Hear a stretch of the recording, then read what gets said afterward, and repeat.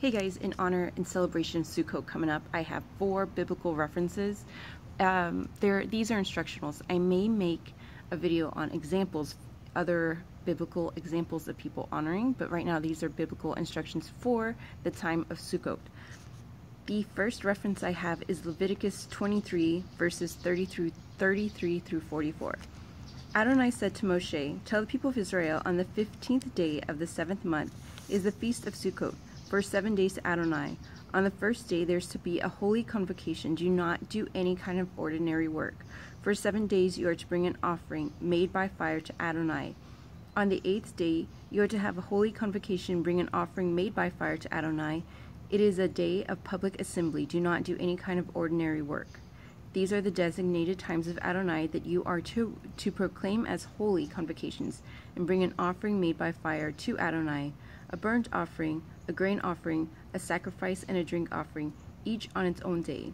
Besides the Shabbats of Adonai, your gifts, all your vows, and all your voluntary offerings that you give Adonai. But on the 15th day of the 7th month you have gathered the produce of the land. You are to observe the festival of Adonai for 7 days. The first day is to be a complete rest, and the 8th day is to be a complete rest. On the first day you are to take choice fruit, palm fronds, thick branches, and river willows, and celebrate in the presence of Adonai your God for 7 days. You are to observe it as a feast to Adonai 7 days in the year. It is a permanent regulation, generation after generation. Keep it in the 7th month. You are to live in Sukkot for 7 days. Every citizen of Israel is to live in a sukkah, so that generation after generation you will know that I have made the people of Israel live in a sukkah when I brought them out of the land of Egypt. I am Adonai your God." Then Moshe announced to the people of Israel the designated times. Thus Moshe announced to the people of Israel the designated times of Adonai. So Leviticus 23 breaks down the other holy days. That was just Sukkot. Now I'm going to take you to Deuteronomy chapter 16, verses 13 through 17. You are to keep the festival of Sukkot for 7 days after you have gathered the produce of your threshing floor and winepress.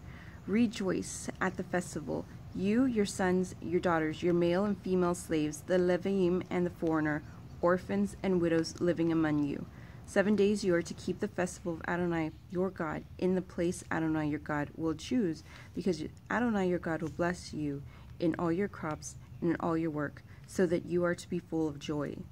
3 times a year all your men are to appear in the presence of Adonai your God in the place which he will choose, at the festival of Matzah, at the festival of Shavuot, and the festival of Sukkot.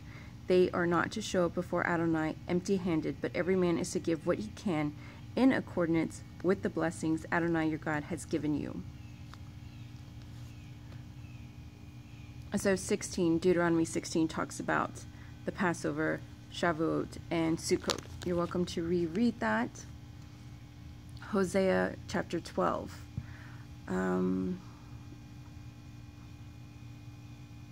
This is essentially a promise. Hosea 12, verses 6 through 9. "So you, return to your God, hold fast to grace and justice, and always put your hope in your God. A huckster keeps false scales, and he loves to cheat.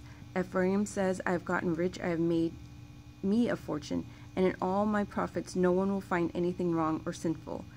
But I am Adonai your God, from the land of Egypt. Again I will make you live in tents, as in the days of the established festivals."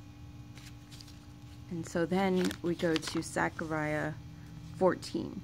Zachariah 14, many may refer to as the millennial reign.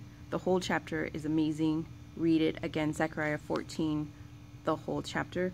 I'm just going to highlight verses 16 through 19. "Finally, everyone remaining from all the nations that came to attack Jerusalem will go up every year to worship the King, Adonai Zavaot, and to keep the festival of Sukkot. If any of the families of the earth do not go up to Jerusalem to worship the King, Adonai Zavaot, no rain will fall on them. If the family of Egypt doesn't go up, if they refuse to come, they will have no annual overflow from the Nile. Moreover, there will be the plague with which Adonai will strike the nations that don't go up to keep the festival of Sukkot. This will be Egypt's punishment and the punishment of all the nations that don't go up to keep the festival of Sukkot. So again, check it out.